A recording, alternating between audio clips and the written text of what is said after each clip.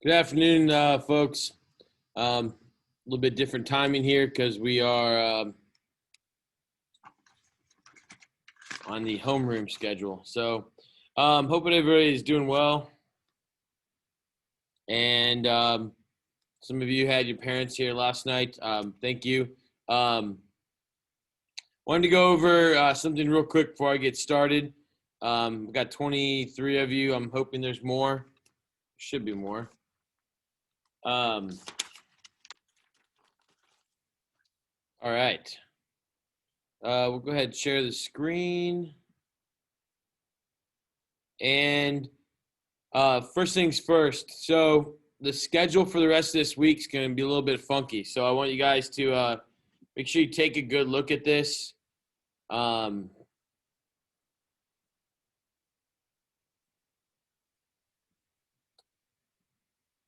Oh, that just made it jump pages. But all right, today we're taking notes on the Tang and the Song dynasties of China.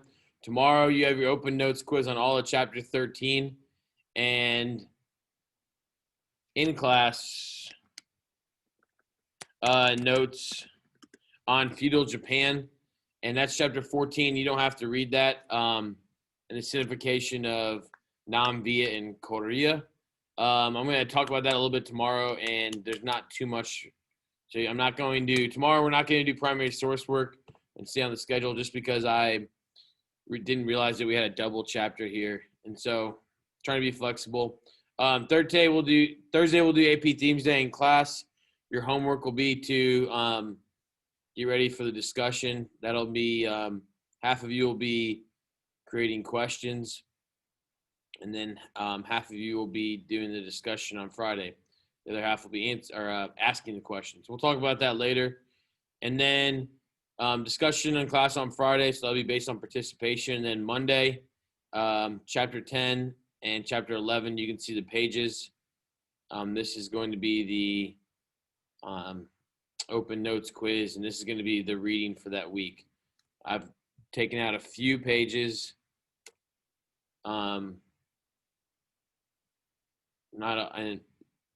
Taking out a few pages that you don't have to read from the chapters for the most part, the whole chapter, but because they changed the course, we don't have time to cover everything as much as we used to, or we don't need to. All right. So I'm going to make sure, again, you guys hopefully understand what's going on here. I'll put that up at the end again. But I'm going to get going because I have a feeling this is going to take the whole class period, and I've definitely never done this in a short amount of time. So, again, I'll put that up at the end of the period, and we'll go from there. So, again, this being a little bit of a weird week, we're going to focus on China again, and was curious if somebody could, by the share of their hand raise, tell me the Chinese dynasties in order up to the Sui dynasty. Anybody remember?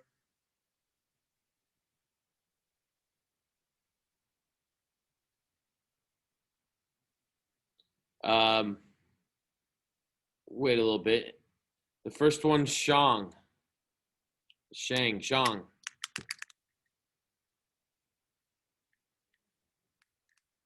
All right, Jill, you got it. What is it? So, okay, I could be wrong, but the Zhou dynasty, the Qin dynasty, Han, Tang, and then Sui? You're close. That's good. You got it in order, except it goes Sui, Tang, Song. Oh, okay. So it goes Shang, Zhou, Qin, Han, Sui, Tang, Song. So we got to look at 3 dynasties today in one period. So that's what we're going to be working on. Jill, that was nice. That was very close, much closer than anyone usually gets. So thank you. All right. So moving forward here, after the fall of the Han Dynasty in 220 CE, typically if we talk about contextualization, that was kind of when Rome fell. But the fall of the Han Dynasty wasn't nearly as what we would call traumatic. China got broken up into a patchwork of states, fairly large states, but again, states, and then those were ruled by individual families still. What did happen though was Buddhism, which had been basically rooted out of India at this time because the Gupta, if you remember the Gupta, the Maurya and the Gupta, that was one of the classic dynasties of India. They kicked most Buddhists out and they went east.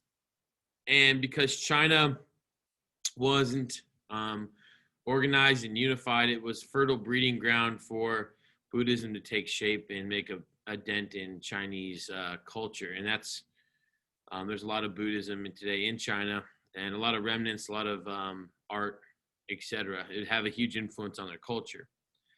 The first family to unify China after the Han were the Sui.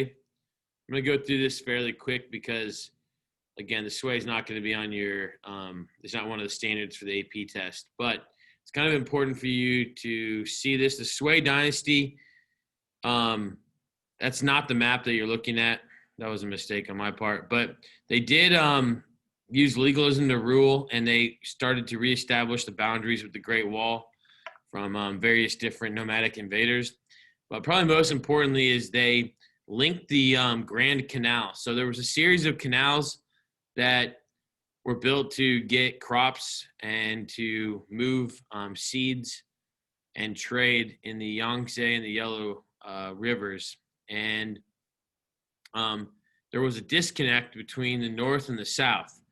Well, the Sui dynasty, in their short reign, were able to connect the Grand Canal, beautify it, put roads on the side of it, build houses on it. And if you look, this is what it looks like. It's still there to this day. It was approximately 1,200 miles. If you add all the different kind of zigzags and how it traverses the terrain, it even goes up to 1,700 miles, where it connects almost to Beijing to Hangzhou if you look on that map. Okay, known as the Grand Canal. This would help subsequent dynasties trade, and it would provide a kind of a north-south route for goods to be moved in China. Okay. Then also during the reign of the Sui, you had this new type of rice called champa rice, which could be used, and it helped to cultivate a lot of the land in the south that was what they thought was unfarmable due to a lack of it couldn't be grown in like real wet areas. The champa rice was a little bit more resistant. It could go through droughts. It could be planted in more mountainous areas and in areas that had large flooded plains, and so that helped to make more food, which I think most of you realize that means that there's more population. Okay, this is a modern day picture of the canal. Just look at the houses and everything that are around it. This kind of became the hub of Chinese trading and would help China at a time when the rest of the world was not particularly prosperous. You had almost, this is close to around the time of Muhammad and the Arabs rising out of Arabia. But other than that, in the Americas, in Europe, and in Africa, you don't see a lot of long distance trade. So pretty important. They also restored Confucian civil service exams. Again, ruled with more of a, a legalist approach. And the emperor ended up being assassinated in 618 CE, which people thought would end up in a spiral. But it was Zhu Wangzhong of the Tang dynasty that united the Tang, and this is a correct picture. If you look on the bottom right, the Tang dynasty was the largest to date of all Chinese dynasties. And if you guys look at the extension to the west, that's the left on the map. What do you think caused this large extension to the left? There's a reason for that beyond just conquering land. Why do you think the Chinese expanded west? Okay, see if anyone can raise their hand and talk and try to figure that one out. Why do you think the Chinese expanded west into Central Asia?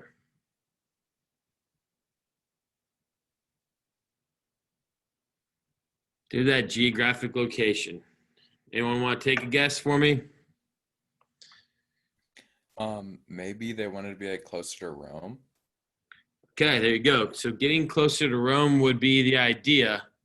And Luella said it correctly. That is going to get them closer to trade, and that's going to get them control of the Silk Trade route, which at this point was the most prosperous route in the Eastern Hemisphere. And so controlling that meant lots of money, lots of taxes. And so that was the desire to push west. So good job, guys. All right. So during the Tang, the Chinese then would expand and take over areas that they had not taken before. So Mongolia to the north, northwest, Manchuria to the direct north, Tibet to the southwest. And what they did was, instead of taking over some of their neighbors and their nomadic peoples and incorporating them into Chinese culture, is they just forced them to pay what's called tribute, which tribute can be paid a lot of ways. Tribute, if you guys want to put this in your own words and if you're writing stuff down, tribute is like taxes. So essentially, they tax the people instead of giving them, let's say allowing them their upper class to be scholarly gentry class, or allowing their upper class to participate in government or anything. What they did was they just taxed them. And so upper class families that they took over had to provide an allotment of grain or whatever they were making, precious metals, or in some instances then they would have to come to the court at Chang'an, and they would actually have to, kowtow to the emperor. And what ends up happening then is a lot of these areas that were outside of China that had to pay tribute start to take on the aspects of the Chinese civilization. So we call that process sinification. I think we talked about that maybe. If not, you may want to jot it down. Sinification is the process of being sinified, which is the process of being more like China. And so we're going to talk about that. So that's the kingdoms and empire and nomadic empires that existed outside the Great Wall. Other areas were sinified as well, which we'll look at tomorrow. Silk trade route was controlled. We'll get into that here in a minute. And the infrastructure between the canals, the roads, and the waterways provided a tax base between merchants and then the peasants being happy, that allowed the government to function and for there to be more prosperity in China than anywhere else in the world, from late 6th century all the way to around, say, circa 1000 CE. Okay, pretty nice period of time there. Silk from China, as usual, became and was kind of the hot ticket. But they still were able to make silk in Korea and Japan, because the secret of the silkworm did eventually get out. All right. The Tang and the Song. So we'll get into the Song here shortly, but we call this the Golden Age of China, or the Chinese Renaissance. And Renaissance is a super biased word meaning rebirth. I think you guys know that. But when you say the word Renaissance, everyone thinks, oh, I'm referring to Europe. Da Vinci, Botticelli, yeah, Renaissance. Michelangelo, Sistine Chapel. Okay, well, Renaissance is just rebirth. There's been a lot of them in history, and China's rebirth is in the Tang and the Song. And arguably, they would lead the world in innovation. Not arguably, they would lead the world in innovation, and they would lead the world in artistic achievement, architectural achievement, etc. And so the golden age of China, or the Chinese Renaissance, if you want to say it that way, was during the Tang and the Song. All right, sinification again. We talked about that. The exams were the civil service exam, which became prominent underneath the Han, and is one of the most classic symbols of China because all of their government officials were schooled and were trained, and then had to pass an exam on Confucian ideals, memorizing thousands and thousands and thousands of characters in a row.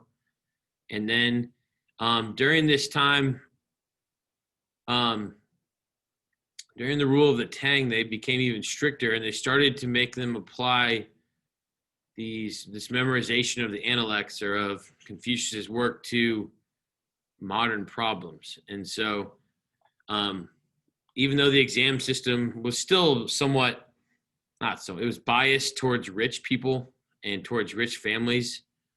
It was stricter, and the Ministry of Rights was one of the 6 ministries that was created. So essentially like a bureaucracy, or like a cabinet system that we have in the United States today. One of those cabinets was the Ministry of Rights, and that particular cabinet or part of the government was responsible for administering these exams, making sure they weren't corrupt. And they gave them on multiple different levels. Okay. The title of Jinshi was placed on the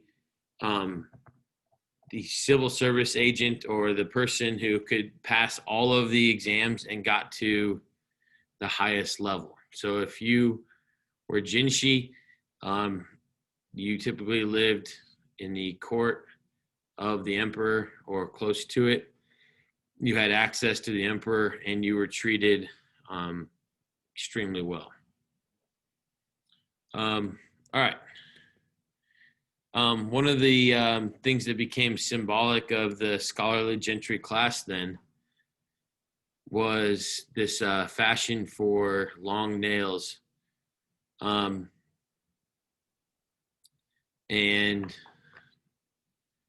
this was a symbol that that person in the scholarly gentry class never had to use their hands to work. That they didn't do menial labor, that they were too good and too valued for that, so they only used their brain. Okay, so if some of you are probably thinking yourselves, if you're not, this class is all about making connections. So who would we connect this to? Let's say in Indian caste system, you would connect the scholarly gentry class to the Brahmin, the top caste. Okay, kind of a similar idea here. All right. Religion changed drastically, and this map is real. It's quite important for you guys to take a look at. If you notice, you guys watched the video on, a short part of the video on Siddhartha Gautama and the Buddha. You see where it's spread under Ashoka in the pink, but then you will see by the time the Maurya Empire dies, that you're going to see the spread of it into China, Buddhism into China. And then if you look in the dark, kind of the purplish area, down in what is now Indonesia, and look at the Malaysian Strait of Malacca right there, Malaysian Peninsula. And then you go up towards Korea and Japan. You'll notice that between the rule of the Tang, that's when Buddhism makes its way there as well.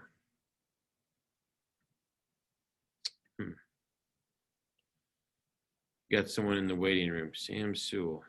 All right.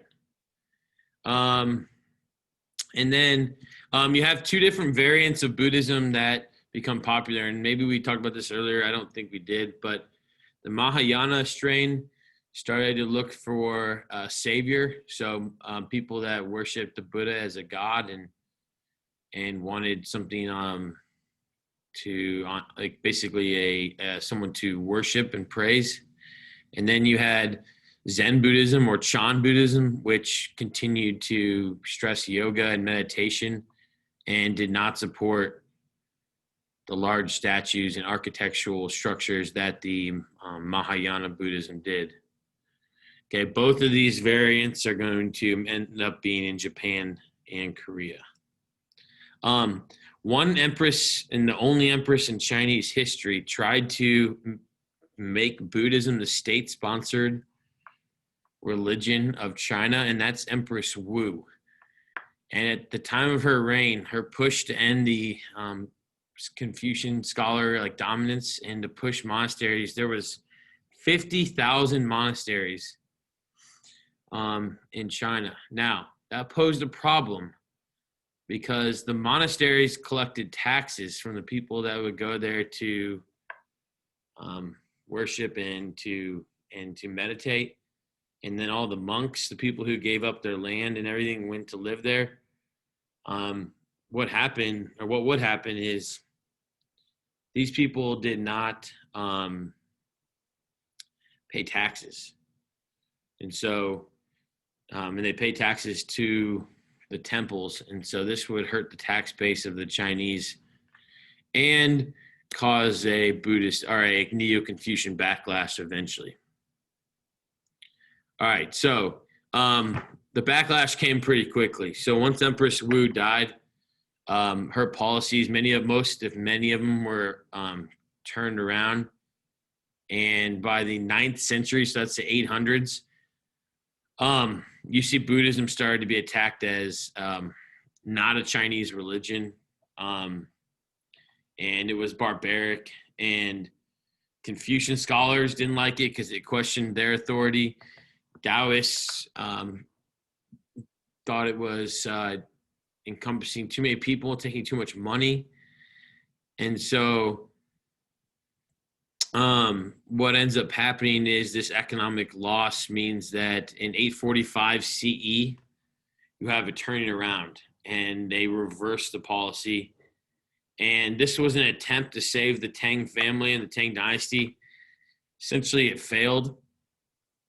But that turn from Buddhism to anti-Buddhism and a Buddhist backlash would bring about a thing called Neo-Confucianism. Neo meaning new, Confucianism we've talked about. Okay? And so that would kind of change the structure of how the Song dynasty would move forward.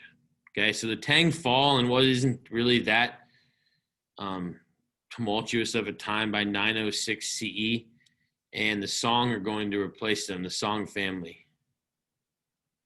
Now, the Song family is going to take on some different characteristics than of the Tang, okay? The Song would use the architectural and artistic accomplishments that were made during the Tang, and they would turn them into a very metropolitan, very sophisticated, very elegant, gentrified kind of culture that didn't exist during the Tang, but they would also then lose some of the aspects of the Tang that made them tough as well. Underneath the Song, the food began to be grown at an even quicker rate. So things like manure, horse manure, and different idea of silt caused massive population growth. Even during the Tang, the capital of Chang'an had 2 million plus people, but there were other cities during the Song that had over 1 million in the south, and this would be the largest population of anywhere in the world at the time. There was a commercial revolution, so it became easier and easier for people to trade paper money. I think you guys understand what that would mean is like you would just get a slip that says you have this much money in the bank and you take it somewhere else and they would be able to pay you for it or give you that much money. And this would lead to banking and credit, which the Song, even though they were less powerful than the Tang, would become kind of the envy of the world and areas around it. The port of Canton or Guangzhou became the busiest trade center in the world. And if you guys know the history of Canton, we'll talk about that, later in this course. But one thing that the song focused on more was trade in the in the South China Sea, all the way down to the Malaysian Peninsula. If you guys remember that from your map test, and they dominated that area. They tried to redistribute land to the peasants. This wasn't all that successful. Never really has been in Chinese history, even in the 1940s. Mao Zedong, in 1950s, Mao Zedong tried to do that, and it didn't really work very well either. So, all right. So if you take a look at this chart we have here, okay, the Han Dynasty, I told you, is the classical Chinese dynasty, peak population of about 60 million. And you see the distribution. You've got way more people in the north, 50 million in the north and 10 million in the south. So that's the upper left-hand side. During the Tang, you're going to see a similar population, but you start to see a distribution of people between the north and the south. And that's due to the improvement of the soil and the amount of food that existed. And then the trade opportunities that were introduced with the Grand Canal, and even the ships that were created, the Chinese junks. Now, you take a look at the population during the Song before they were wrecked by the Mongols. You're going to notice that the distribution of people really changes. Population in the south absolutely booms. Population in the north, up by Beijing and Chang'an, is still large, but not as much as in the south. And part of that is, and we'll talk about it in a second, is people were fleeing south away from nomads that were not content with getting paid by the Song. They wanted to take over parts of China.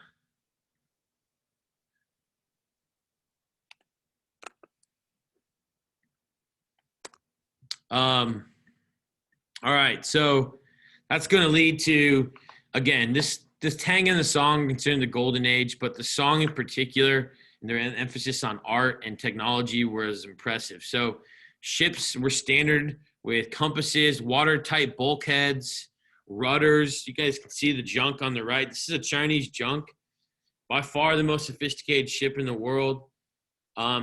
This would remain this way until the Europeans would take basically the junk and the dhow, the Arab dhow, and they would combine them to create the Portuguese galleon and the Spanish caravel. I had that around, the Portuguese caravel, the Spanish galleon, and that's going to lead to larger, faster ships. But the Chinese, for approximately 500 to 600 years, had by far the best ships in the world. They also then would make paper more useful. Gunpowder, shooting. They had kind of fireworks that were launched as rockets that could be shot off the ships. We already talked about paper money, banks, and flying money or pieces of paper like credit. But they had restaurants. They had theaters inside these large cities. The movable type that would be used with paper was done 600 years prior to Johannes Gutenberg and what he would claim is the invention of the printing press. And the woodblock printing, although the Chinese will take credit for it, really came from Korea. But because Korea was copying China at that time, most people will call it a Chinese invention. All right, so Neo-Confucianism plays a big part in this restoration here of the classic Chinese way and the elimination of Buddhism. Now, in reality, it just blended with Buddhism. Buddhism is still there, but at the top, so let's say the upper class, the scholarly gentry class, they completely shunned themselves of Buddhism and people who were Buddhists, and they really, at the upper class sense, you started to see different things that were done to make sure that people knew that this was a Neo-Confucian society. Part of the idea then during the song, because it was so artistic oriented, was that educated officials, government officials who had spent the day working would come home and they were expected to play music, produce poems, work on landscape paintings, and celebrate art. Officials could go to theaters inside cities, and these urbanized areas had parks with statues in them, and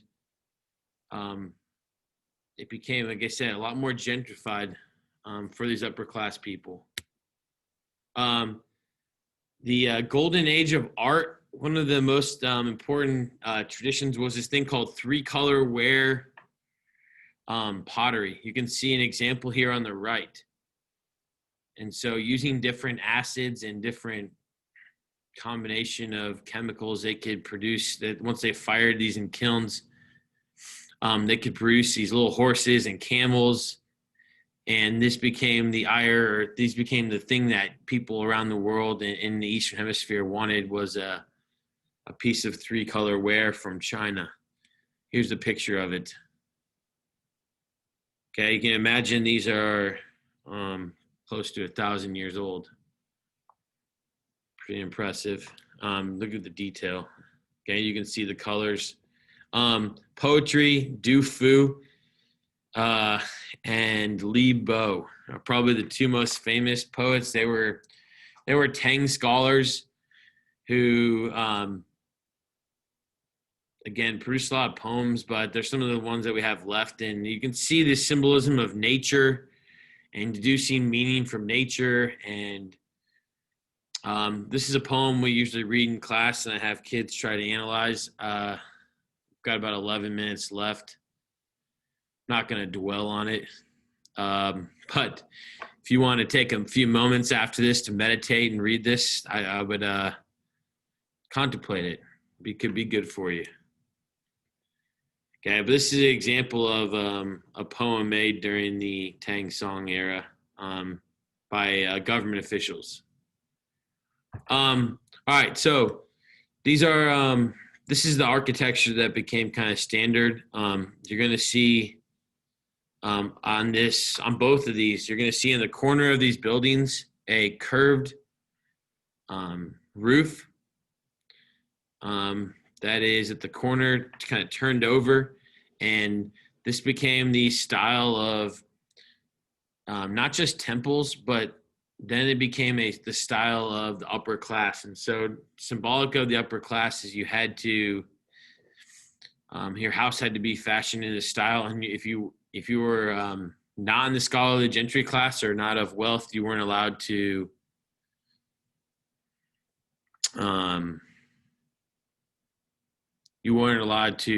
to make your house in this manner. Here's a better picture for you. So you can see how everything was spaced out perfectly. This is called like a pagoda style. And then you see the curved roof. And then in the outdoor areas, all the windows and all the doors could actually be pulled up. And so they could still be with nature. Everything in nature is evenly spread out.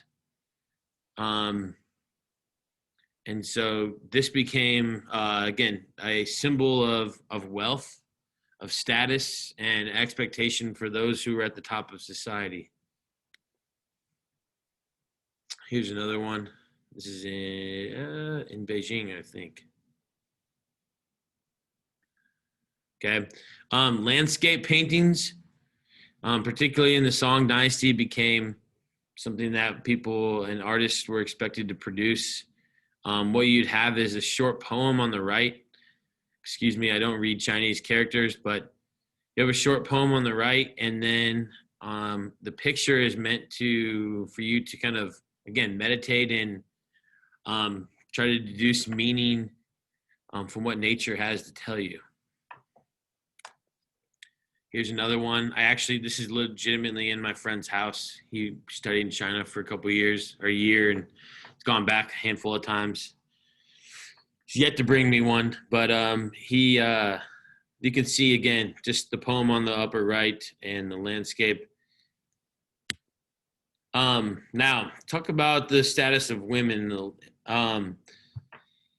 The Tang in Buddhism raised the status of women in early Tang, but by the end of the Tang, you start to see a backlash against women and Neo-Confucianism. So Neo-Confucianism, particularly in the upper classes, meant that women needed to be virgins. They had to show fidelity and be chaste, and men could have premarital sex, have concubines and prostitutes that they could afford them, and prostitution became a thing inside this larger urban cities.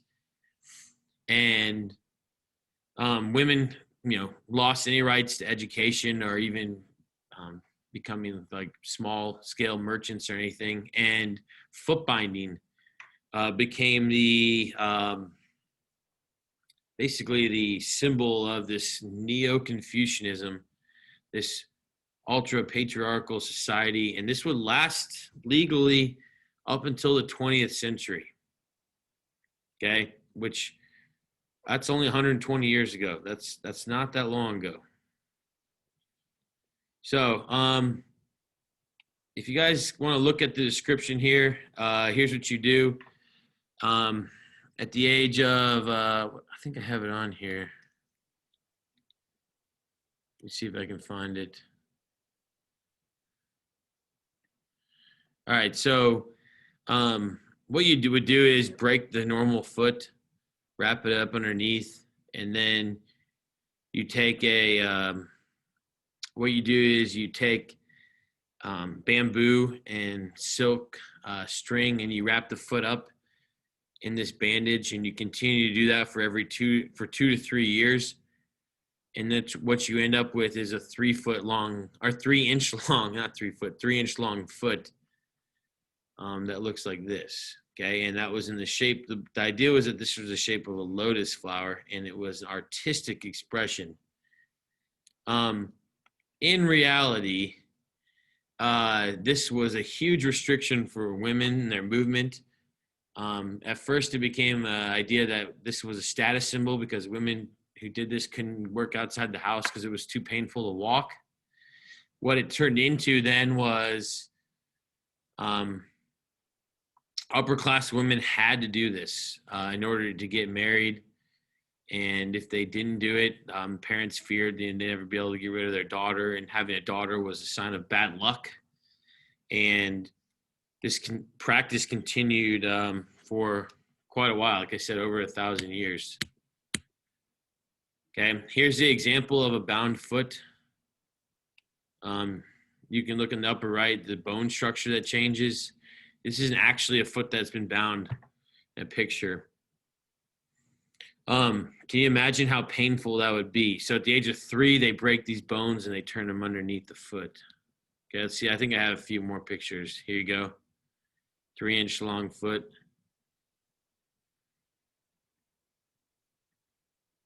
Okay, there's a better example for you. And again, that's just the Neo-Confucianist approach to exerting dominance, men over women. Here's guys. All right, so here's what I want to do. I'm going to have to stop that here. I know we've got maybe a couple minutes left, but I wanted to take a moment to again put this on the screen so you guys know.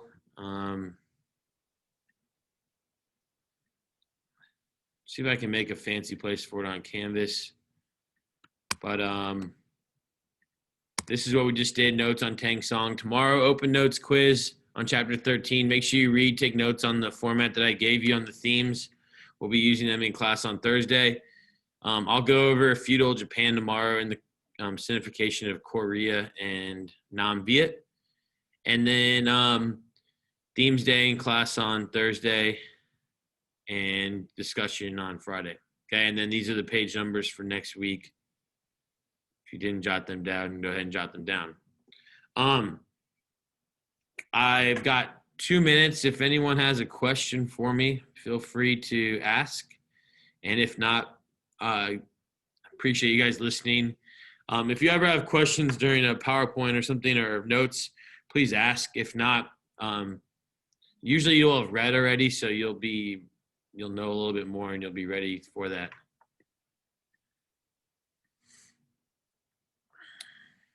Yeah. Vivian Taylor says, I flinched looking at the feet. I flinch looking at it every time. I can't imagine. Like when I have a blister, I'm a huge baby. Or when I have like a toenail that's bleeding or something. Ay. That would hurt. To think about that it lasted that long is incredible. All right, guys. Yeah. Comments. Interesting. All right. You guys, if you have no other questions other than that, I'm going to leave you. I will see everyone tomorrow. And thanks for being here. Those of you who had your parents come. Oh, one more thing. I had some parents requesting textbooks. I know it's a lot easier to have a textbook, a hard copy. I'm not dumb, and I would much rather have one for you. But the school is still trying to figure out how they're going to get textbooks out, and they have not come up with a policy yet. Therefore, I can't individually have some set aside for you guys to pick up or anything like that. Because while I only have like 60 kids, there are I don't know, six or seven other sections that would all have to equally get a book, and I can't just sneak you guys a book. All right. All right. Happy taking notes, reading. I think you'll find that you know most of it now, and if you were listening. And have a good day, guys. See ya. So we just took notes. That's all we did today. Sorry, I just got here. I just got back. Yes, that's a Tuesday. Okay, yeah. So we That's do cool. on a Tuesday. You can. I uploaded them. You can go through them. Your sister can talk to you. Yeah, and I was looking at the slideshow. Okay. Yeah, you should be good. All right, thank you. Well, I actually had a question. So would these like notes help us more on our tests, or would the notes that we're like supposed to take, like from like the book, help better? Both. Okay. Sorry, I don't have a Makes better sense, yeah. answer. But the way that they're all similar. It's just I'm going to say it in different ways that maybe is easier to explain than textbook. But history doesn't change all that much. So you don't need to write everything down for sure. I mean, write down what you think is that you maybe don't know. But I would not. I wouldn't obsess over trying to memorize the textbook. You're not going to do that. It's way too much information. So what I'm trying to do in this is just give you the drive-by and kind of the highlights that you're going to need to know. So my stuff's important. That stuff's important. But I can't give you a percentage, if that makes sense. Yeah. Thank you. Yeah. Okay. You guys have a good day.